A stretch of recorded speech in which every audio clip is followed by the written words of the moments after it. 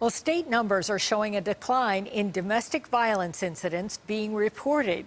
Erie County has seen a drop in its number of cases in the last few years. Still, advocates say they're only skimming the surface of the problem.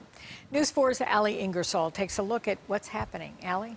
Jackie, the numbers being reported continue to be in the thousands. Now, those numbers are fewer than they were a few years ago. Advocates say that data might not be reflective of what's actually going on, and there's still more work that must be done. Domestic violence incidents continue making local and national headlines. A woman stabbed her boyfriend. New video surfaced showing Rice striking his then fiance.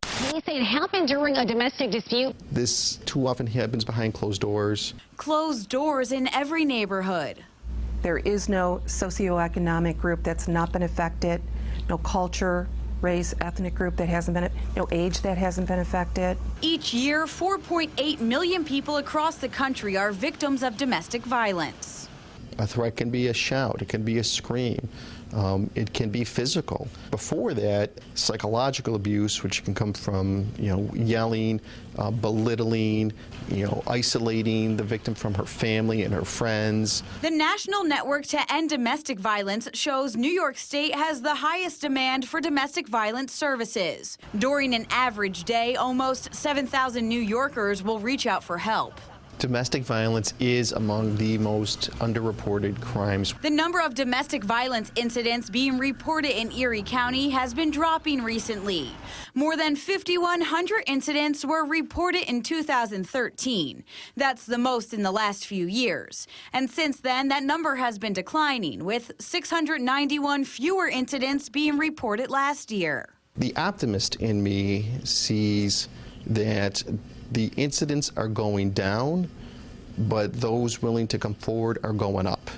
Erie County's acting district attorney Michael Flaherty says he's seen a shift in how these incidents are being handled from both the criminal justice and community standpoints. We may have today, victims coming forward who might not have just a few years ago. I'm hopeful that some of those numbers reflect the public awareness that domestic violence is a crime. And over time, the state has strengthened its legislation with domestic violence victims in mind, adding strangulation and stalking to violations which can be heard in domestic violence court.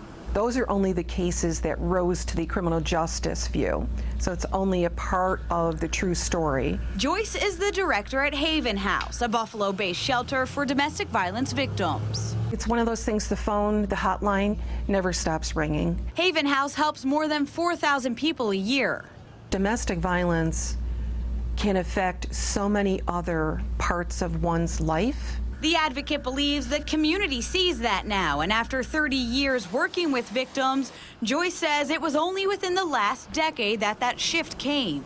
This isn't a private problem, it is a community problem, and the community has to take a stand and say, we won't tolerate this. Joyce says the response is all-inclusive, with multiple agencies, including the police and DA, as well as advocacy groups, counselors, and crisis intervention services coming together to work with victims and help them come out stronger. We are chipping away at this problem.